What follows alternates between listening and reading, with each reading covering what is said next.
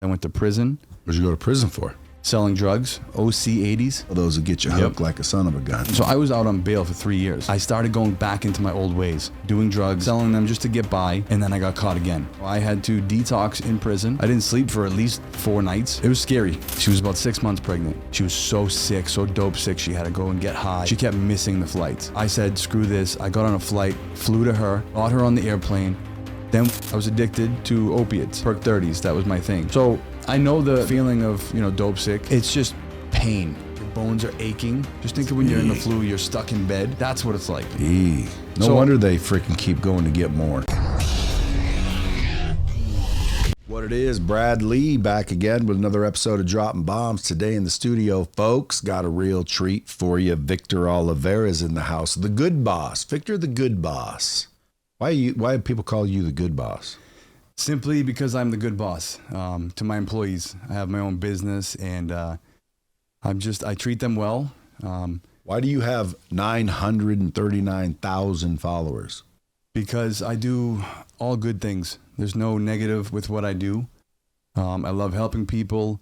I love inspiring other people, showing them that anything's possible. If you put your mind to it, you can do anything. So I know you got a whole story. We're going to get into that story a little bit, but when I first looked, Victor the Good Boss, 939,000 followers, especially nowadays, it's not easy to get a bunch of followers. No. There's a lot of noise out there. Why do you think people are following you? I think there's people out there that like to see good stuff. There are some people that like to see the funny jokes or stuff like that, but there are good people out there that have a heart, and they like to see other people helping others. It inspires them. Not everyone can help someone, so I think that's why they like to watch. What do you do? So my biggest thing is I like to take homeless people off the streets. Take them where? Take them to rehab, housing, get them a job. Do you pay for it? So I do GoFundMes. I have a nonprofit that I started, and I do everything I can to get someone from the streets to a job, living in a house. Normally I say, like I'm interested in like having the listeners learn something on this show to either get them past a challenge or a situation. I don't know if I have any homeless looking or watching to the podcast. So it's kind of like, well, where do I position this? And I thought to myself, first of all, how do you stop from getting in that situation? Like, there's a lot of people watching that could end up homeless. That's right. So like, what do you think is causing homeless to be homeless?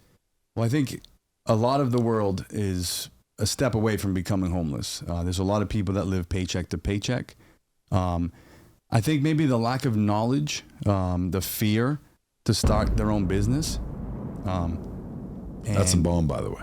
Oh, that's cool. I don't think you listen to the show much. So no, not much. Yeah, so the bomb just tells people pay attention, because whatever you just said meant something. And what you just said was, dude, the lack of knowledge. That's right. Because, dude, that's my mission. Mm-hmm. Now, I'm one of those funny guys on social media. Yeah. But I also have a heart. I do honestly just try to help people. Yeah. I help them with my, need to help them by not coughing into the microphone, but I help people. I don't necessarily go as far as you do, though. Yeah. Like you're going extra far to help. I think, man, if you want to have me help you not drown, yeah, right, you got to swim towards me. That's it right. seems like you're swimming out a little bit for people. Yeah. I don't know. And I interrupted where that was going because I want to know. Lack of knowledge will stop people. Definitely. From doing it. And the way I help people is I try to get the knowledge from the people who have it to the people who need it. That's right. And again, when I'm like, homeless, you help a lot of homeless, I'm thinking, I don't know, man. Like, I don't think I have any homeless listening. Yeah, but in reality, and I probably don't, but let's say I do, you're going to help them, I know for sure, with your story. Yeah. But if I'm listening to this, I could walk around without information and end up homeless. So So I interrupted. Go ahead and tell people how to keep from being homeless. So I guess it goes back to where I said, fear as well. People are scared to make a leap to do something. I think if you find something you love and you continue working hard at it, you will get somewhere. don't be afraid to just make a change. Hang around the right people. If someone's bringing you down, don't hang around with them anymore. It's What if they're your friend from high school? Like they're your buddy? Then I would say they're really not your buddy if they keep bringing you down. You know, you got to find someone that actually cares about what you're doing, supports you, smiles at you when you're prospering or doing something good. Don't you think it's a little bit wishful thinking? Yeah, I do.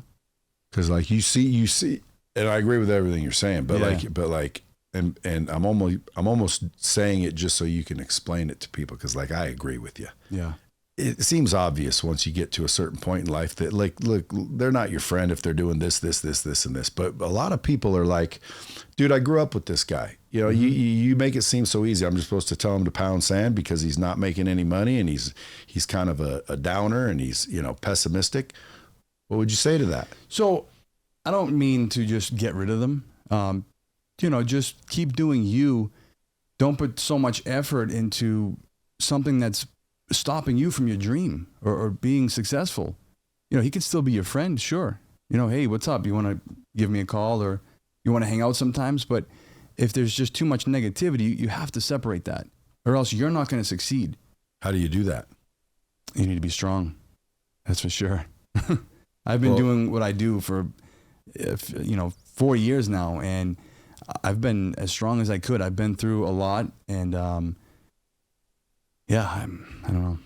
Well, not only that, but you get a lot of followers, and a lot of people get followers when they're out giving out money and they're helping people. I always see accounts where like, oh, the dude's out there helping people. Yeah. A lot of people say, dude, that's all fake so you can get followers. What do you say about that?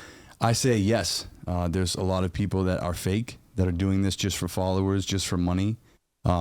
A part of me also does random acts of kindness where I give people money. Some money comes from sponsorships. I don't do many sponsorships, but some of it does. And a lot of it comes from my pocket. I just like to make someone smile and just make their day brighter. But to go back to what you said, yeah, there's a lot of people that are doing it for the views. There are some out there that really care. I've done everything from the heart. I don't make much money off social media. I could make more doing advertisements, but I want to be real. I want to be authentic. That's right. Yeah. I got to get one of them shirts. I'll get you one. Thank you. So the biggest thing about me is I'm real. Some people may think I'm not. Some people may think I am. But I think I've proven to the whole world, social media, that I am real and everything I do is not staged. I'm never going to stop doing what I do. I've been through the worst. So I know what it's like. I've started a business.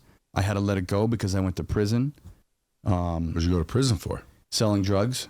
I mean, I can back up and give you my quick story if you'd like. Oh, well, we're going to get there for sure. Selling drugs. Yeah. What kind of drugs? OC80s. OxyContin. OxyContin. Yeah. Dude, aren't those the ones that basically the movie came out and it showed that like, dude, they knew full well those would get you hooked like a son of a gun. That's right. Did you get hooked? No, so I didn't get hooked on those. Did you know that they were getting people hooked? I did, yeah. So you weren't always this nice guy. No.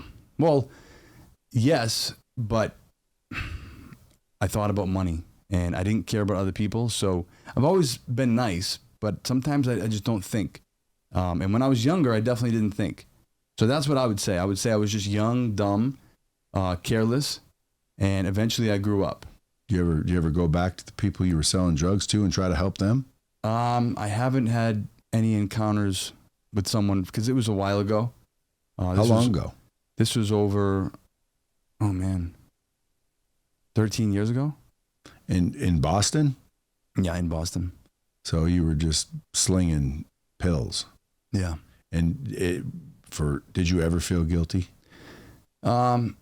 Yes, I definitely did. But I was also a party animal where like I said, I was careless, you know.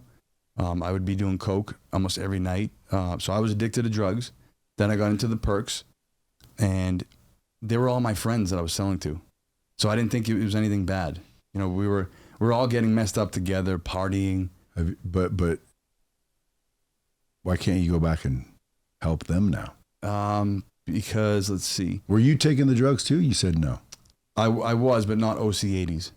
So I'm talking about specifically, like, now that you know that, like, dude, you were freaking seriously getting them in some shit with selling those, you know, and again, we all make mistakes. I ain't trying. No, I know. Your followers are going to freaking tear me up. Like, you were being a dick, but I'm trying to get like, you know, for people to hear, like, dude, you sold some, like, that's like today's fentanyl, isn't it?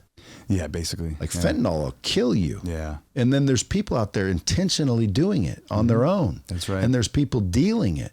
Yeah, and it's they're so cheap. And they need to freaking learn whatever it is you learned now. So they stop dealing it. Yeah. The money was making you deal it. Where you weren't obviously thinking, man, I'm screwing up this guy's life, but that's okay. I get some money. You weren't thinking that was happening. No. So I'm trying to drive that conversation. Like, I want someone listening that might be out there dealing drugs right now to kind of shift their perspective. What did you realize afterwards? Because you weren't realizing it while you were doing it. Yeah. But at some point, whether it was prison or you just changed, because dude, sometimes we mature or change and think, you know what, that's not a good thing to do. That's right. So what was it? What should somebody be looking out for? How do they stop dealing drugs for money? Well, I would say whoever's dealing drugs, 99% of people dealing drugs are not going to last forever. You will get caught. It's not the life to live. It's not a real job. It's not a real business. It's just a temporary business that's either going to get you killed in prison, or you lose everything. What prison did you go to? I went to state prison. Was it rough? No, it wasn't bad. So how long did you stay there? I was just under, I think it was 19 months. And when they released you, were you cured, so to speak, or did you get back into it? So when I got released, I was completely, sober. Did you find God in there? No, I believe in God. I don't go to church every day. So what snapped? What changed? Realizing that I lost everything. I lost my freedom being in prison. Yeah. I could never leave. And it's like, when I got in there, it was tough. I had to detox in prison. I didn't sleep for at least 4 nights. And realizing how much I lost, my complete freedom, it was scary. Definitely scary in the beginning. Then I got into a routine, and I just said to myself, I don't ever want to end up back in here. There's so many people that I met in there that were reoffenders. They just kept coming back. And a lot of it is because they have no support. When you get out, you have no support.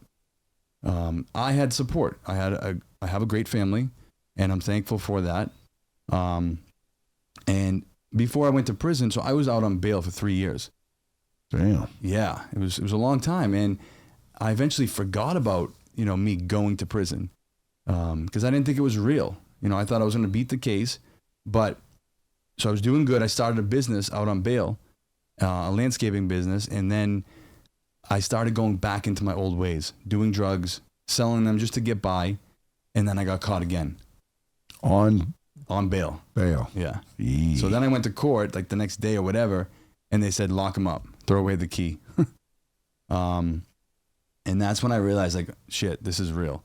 This is 100% real. That's when I went to prison. I went to state prison, and it was definitely scary at first, but I found a routine eventually. And I said to myself, when I get out, I'm going to do something better. I'm going to restart my business. I don't care what it takes. And that's what I did. I worked hard. I don't come from much money. And I just worked my ass off. And here I am today. I have a very successful business. I help people. I have a nonprofit. I have an app that I'm developing soon.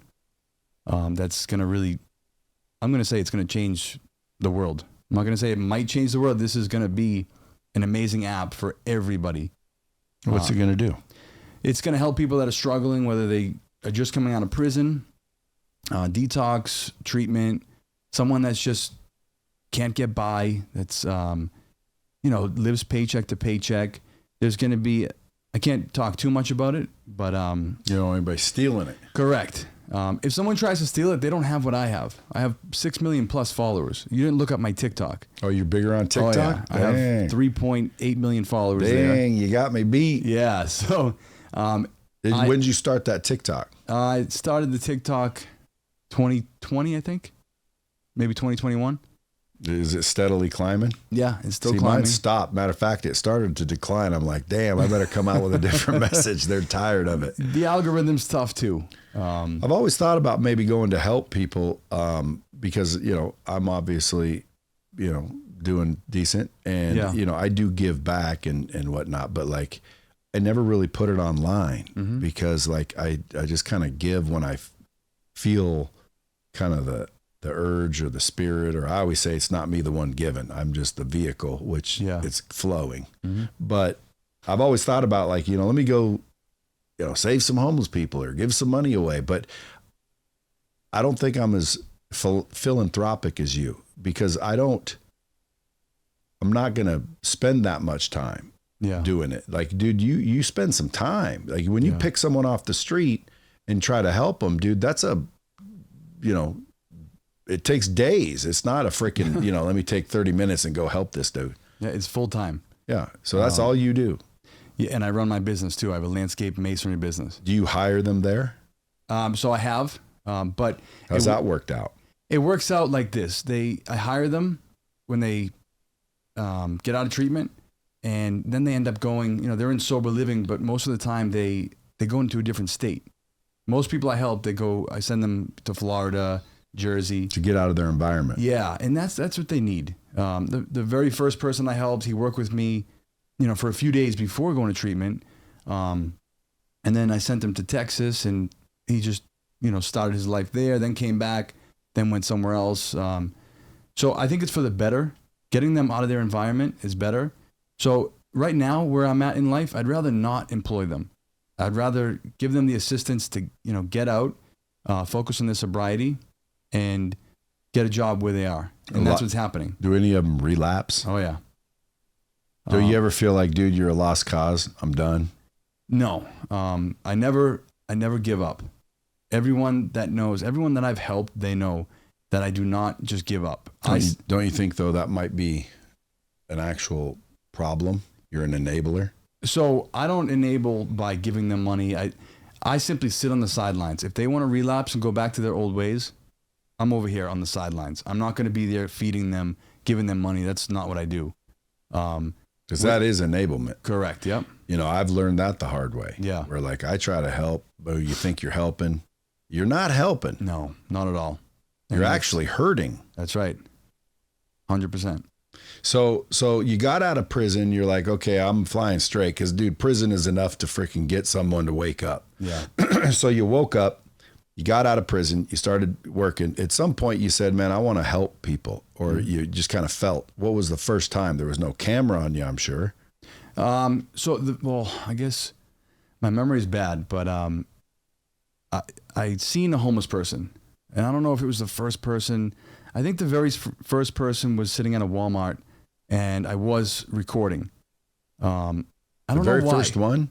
Yeah. Right on. Yeah, and I think the reason why is I wanted to call them on their bluff. They're standing out there holding a sign saying, looking for work. So I wanted to call their bluff and say, hey, do you want to work? Because most of the time they're out there getting money just to get high and not feel sick. There's nothing wrong with that. Being dope sick is awful. But I like to find the ones that really want to make a change. And when I tell them, if you want to make this change, I will be there every step of the way. As far as you need until you're a big boy or a big girl and you're on your own. You ever help girls? Yes. There's one girl that really gets me every time I talk about her. It's crazy because she was pregnant and she was about 6 months pregnant. And I tried so hard to get her on an airplane to me where I was going to pay for her treatment, and she couldn't do it. She kept going to the airport. She was so sick, so dope sick. She had to go and get high, do her thing. She kept missing the flights to a point where I said, screw this. I got on a flight, flew to her, got her on the airplane. Then we flew to a different facility in Cali where I got a scholarship. And it's so awesome because till this day, her kid is, I want to say he's 2 years old now, completely healthy. She's sober, and it's amazing. See, and that's what makes it worth it. Yeah. When you see the good stories. Saving 2 lives at once, a baby. Especially a baby. And yeah, most people, were they addicted or was that like have problems? So most people do. When they're pregnant, the kids end up with problems, and this one was perfectly healthy. Nice. That's why it's amazing. Like, it really gets me. It touches me. It gives me the chills, knowing that I was a part of that, you know?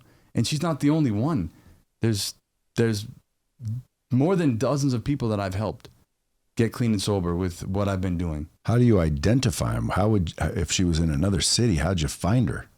So social media is how I was helping everyone. People reached out saying, I need help. And I would just go live and just say, hey, I want to help this person. I would raise money on a live and pay for their treatment. How much money would you raise? $10,000. On a live? Yeah. No shit. Not more. See, again, I mean, like, I want to do stuff like that if I thought that's what would happen. Mm-hmm. And I'm sure you got the people saying, you are just making the money. Mm-hmm. What do you say to them? I say, honestly, I don't say anything.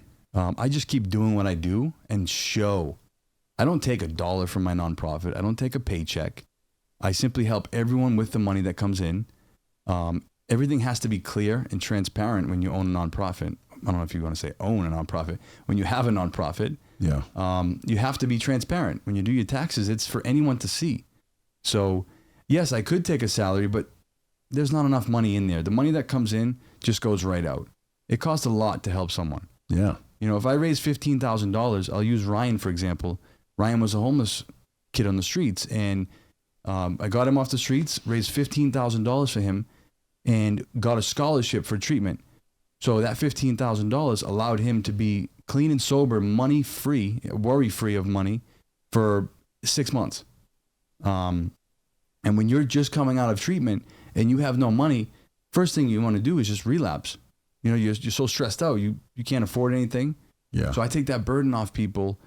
I help them financially, you know, when I get donations, and that allows them to continue with their sobriety and be successful. Yeah, I'm like, you know, torn because like I know people. I'm thinking, man, I'm going to introduce you to somebody I know. Go help them. And then I always think to myself, well, why don't you just help them? Well, dude, that takes a lot of freaking time too. Yeah. It's like, I don't have the time, number one. And then number two, dude, I've tried. They just keep doing stupid shit. Yeah. How do you do that? Like I literally go, whatever.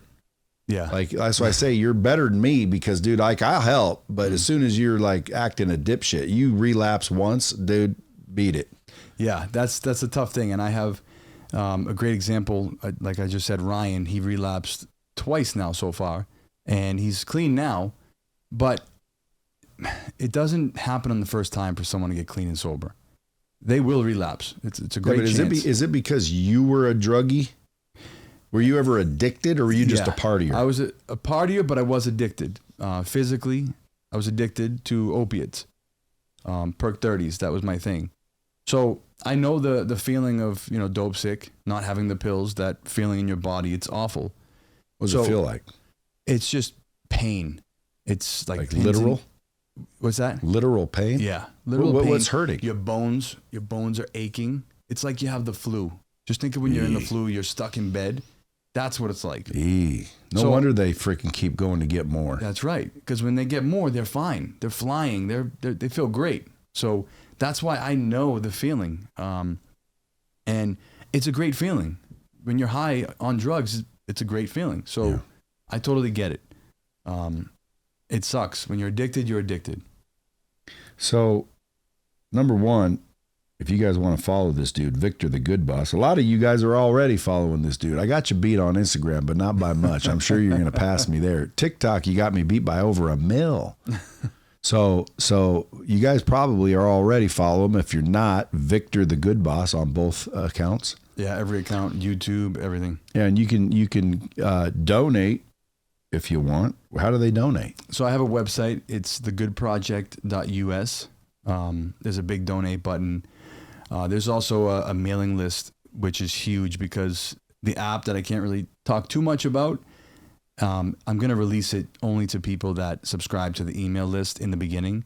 And then once it's fully ready, I'm going to launch it everywhere. Is it for them if they're doing well, or is it for people not doing well? It's for anyone, someone that's doing well, not doing well, addicted to drugs, coming out of prison, someone successful, someone that wants to learn more about how to grow their business.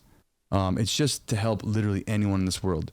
Someone that is very successful, a multimillionaire, for example, it could be for them. It's for nonprofits that want to showcase what they're doing. People that simply want to just donate and see where their money's going. They're going to get live time feed of where their donation's going. You don't really get that now. You know, you donate to a nonprofit, you don't know where that's going. So there's a lot more to this. I'd love to tell you, but so, I can't yet. Yeah, I wouldn't want you to, because there's people that will be like, dude, that's a great idea. Yeah. And they'll be doing it for the wrong reason. That's right. It seems like that you know, you're definitely doing it for the right reason. So listening, I'm thinking in my head, dude, I want to do this. What would you say to somebody that says, dude, you know what? I want to do this. So that's great that you say that. What I would say to you is, you know, once this app is developed, so let's just say it's anyone that says, I want to help, simply download the app and you can help. You can do exactly what I do. You can do it a little more. Because I get so many DMs saying, I love what you do. How can I help? Well, this app is going to allow people that want to help do it. Yeah, because I mean, like when you find someone good that's actually doing it, like they're not doing it for the followers, even though they're getting followers. Mm-hmm. They're actually out there making an impact. I mean, dude, like that could be my sister you were helping. Yeah. And there's a lot of family members that won't help. No. You know, one of the people I was talking about, you know, maybe I'll give you his name. Well, dude, like I want to help, but I'm not going to because it doesn't help. Yeah. I'm convinced it doesn't help. Dude's an idiot. Like it just keeps doing the same stupid shit. I'm done. Yeah. Well, dude, if everybody thought like that, dude, that dude's doomed. Yeah, he's done. He's cooked. Yeah, so that's why I want to give him your name. Yep. But at the end of the day, every time I think that, I'm thinking, dude, just help him again. What makes you keep trying? So I say it like this. When I go around asking people if they want help, I would say 9 out of 10 are going to say no. Or they're going to say yes, but they really don't want help. Yeah. So I give them my number, tell them who I am. I'm just planting the seed. What do you say? Do you say I'm Victor Oliveira, the good boss? Yep. I say I'm Victor Oliveira, the good boss, just like that. I help people. I have a proven track record, and I don't give up on you. Is it always drugs? What if they just need help with money? No, it's not always drugs. I need help right now. My car's about to be finished being detailed. Can you help? So if I have the funds, then I would definitely help. It has to go through the board. You know, we have to talk to everyone, make a decision. I've surprised a single mom with a disabled child with a brand new minivan. You know, I've done random acts of kindness, a bunch of them. Right on. So, but I do a lot more of getting someone off the streets because I don't know, it's such a feeling knowing that, you know, that person could be dead tomorrow because of their drugs. If I could help them and they can be successful, you know, one of them one day could be a multimillionaire. You never know. Have you ever met any that are better off dead? No, I wouldn't say that. I would say no one is too far gone to be saved, as Ryan Kennyway would say. You would think that you would be bringing God into the equation. Mm-hmm. You know, usually the people out there helping are really just, you know, they're very faith-based, and ultimately it's like, you need to find Jesus, brother. Yeah. So you're not doing that. You're just straight up helping. That's right. It's not for everyone. Or God is not for everyone. Just like NA is not for everyone. You know, some people like me, I don't go to meetings. I went to prison, I smartened up, and I said, get your act together. Let's go. Do you think you'll ever relapse? No, never. Yeah. Which means you weren't an addict. Because again, when I talk to alcoholics, they say they go to AA, which, you know, I'm all for every program, but they've never ever drank. And I'm talking like 27 years. You know? I'm like, well, then you're not an alcoholic. And they're like, yes, I am. And I'm like, dude, I get the psychology behind it. So, because technically, you know, you keep you sober, but at the end of the day, I thought an alcoholic or a drug addict needs it. And it's like, you ain't drank for 27 years, bro. You're no longer an alcoholic. That's right. If you haven't done drugs in 13 years, bro, you're not a druggie. That's right. You're clean. You're recovered. Yeah, but some of these programs convince them that they're always that. And that's the part I stop and I go, because I'm all about mindset. Mm-hmm. And if you think you're, this person who's weaker than the drug, I try to switch their mind and be like, dude, but I see the danger in that because theoretically you could just convince someone with that perspective, dude, you no longer need the meetings and you don't need that structure. Yeah.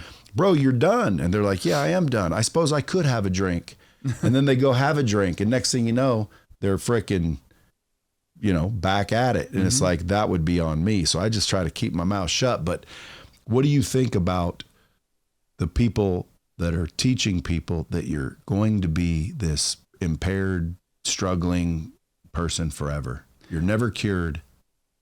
I don't agree with it entirely. Just because I'm so different. Like, I'm good. I did drugs for some time and yes, I was addicted, but now I'm good. I have my business, my family. I don't think I'll ever go back. There's no point. I think you won't, bro. Trust me. I definitely won't. I think some of that stuff is just too much for someone. Again, Ryan, for example, he hates meetings and he hates the 12-step. Like, for some people, the 12-step is not it. Some people it is. The big book, it is. Me, it wasn't. What's the big book? Bible? No, it's the NA book. Oh. And for me, I never did any of that. I, again, went to prison. That was my thing to get clean. That's your wake up. Yeah. Yeah. I mean, fortunately, I've never been addicted. I've sat here on this podcast and talked about it. One time I smoked crack for 3 days straight. Oh, I was addicted for 3 days. Yeah. But I said, oh shit, I'm addicted. This is unbelievable. I got to get away. And then boom, never did it again. Mm-hmm. I've smoked weed, I've done, I call it, experimented. But I've never been hooked to a degree where someone had to come rescue me. Yeah. However, there's a lot of people that are. And, I'm glad there's people like you out there willing to freaking put the time, energy, and resources to do it because, dude, that's a big job. Mm-hmm. So I'm proud of you, brother. Thank you. I appreciate that. And I hope everybody listens and follows and supports what you're doing. And more people make, some recovery. Mm-hmm. And if like I said, I don't think anyone in the bomb squad's like that, but I might be wrong completely because you never know. Sometimes it's the guy next door. I know. They got kids. You're thinking this guy can't be. And that's the dude that's sitting there, got a bottle of alcohol at his job. He's every day he walks out, he pops a pill and gets in his vehicle to go to work and cope. And you never know. Never know. So if I have people listening that need you, should they hit you up in the DM or do you get 1 million of those? I'm sure you don't even see them all. I get 1 million. Email if they could, or simply just go to my website and navigate through there. But definitely my email, you could send me a DM. I may not see it. I get too many DMs. Yeah. I don't have a team that helps me. I do everything. So I don't know how I do it, but I do it. And do you ever just like walk by a homeless person and be like, dude, I can help you when you're not in the town you live in? Cause like, how are you going to help someone in Vegas? I already did it over here. Well, so, who'd you help? No, I didn't. One of my guys? Well, I got food for someone. But homeless people, on the streets, I've already gave my card out. I already planted the seed. You think food helps? So food is my way of getting in with them, talking with them, and then giving them my offer. If they want help, just to call me. There's, you ever been in danger? Yeah. Yeah. There was one encounter where I thought this kid was going to pull out a knife. Was he pissed that you were trying to help him? What was the story? No, he was pissed because he wanted $1. And I said, I'm not going to give you $1. I said, what's the money for? And he said, I'm just trying to buy some socks, bro. And I said, you're not going to get socks for $1. I said, come on, be honest with me. And I kept on digging into him so that he was honest. And he finally gave in and said, I just want to get high. So. And you said no. I said no. But because he was honest, I still gave him the $1. So I just want to get it out of him. That's all. Because I know $1 is not going to get him high. No, but and well, you never know. But especially when it comes to females, like for some reason, I don't have as much sympathy for dudes. Mm-hmm. Why? Well, because dude, you're a dude. Go to work. So, like, make a good choice. Stop being a dipshit. Stop making the wrong choices. Mm-hmm. But a female, like in a lot of cases, I think they're going to turn to the one thing that they have that is almost guaranteed to be sold. Yeah, it's powerful. If you know what I mean. Oh, I know what you mean. Yeah. So like if I see a homeless woman, I'm always like extra sympathetic. Mm-hmm. Do you ever like decide, you know, are you that way? Do you like feel the same way? Like, because when I look at a homeless woman, I think to myself, poor girl, she's probably getting abused. Yeah. She's probably selling her body. Mm-hmm. And, you know, I just feel worse for women for some reason. Yeah. Women and children are my thing. Like if you have a small child and you're homeless, dude, I'm giving you money. That's period. Right, yeah. I just feel bad for women and children. Do you feel bad equally? I know women are more vulnerable. And I think that they're also scared to reach out for help. So yeah, I mean, to answer your question, I mean, I guess I agree with you. Men and women are capable of helping themselves, but I feel like the men need it less than the women. So do I. I feel like the women are in a shell. They're hard to come out of that shell. A guy, I mean, just because I'm a guy, I know that I'm okay. I'll figure it out, you know? Yeah, well, I used to try to help the homeless sometimes, and you know, I stopped because most of them wanted to be. Yes. And I'm like, oh, you're not needing help, bro. Mm-hmm. You're just stupid. Yeah. You know, they didn't want help. They didn't need help. And when I started talking to them, I found out they were there by a choice. Mm-hmm. And one time I was homeless and I was there because I chose to be, and I didn't want to go get the help, and I didn't want to freaking ask, and I didn't want to look like a loser. Yeah. So I just sat there on a beach, you know, in California for probably 2 or 3 weeks. Yeah. Homeless, no money, no place to go. Mm-hmm. And I'm sleeping on a beach, and people would say like, bro, what did it feel like to, you know, hit rock bottom? And I'm like, well, I don't think I really hit rock bottom. And they're like, what do you mean, man? You were homeless. And I'm like, yeah, but I was there because I didn't want to go look like a bitch. And, you know, in other words, I chose to be there. That was my choice. Yeah. Now, if someone would have came up and gave me help, I would have probably said, cool. Yeah. And if a guy like you came along and sat down and said, hey, you want a job? I'd have said, you know, doing what? Like, in other words, like, I ain't that desperate, but like I chose to be there, dude. Yeah. A lot of these guys, believe it or not, they're choosing to be homeless. Yes.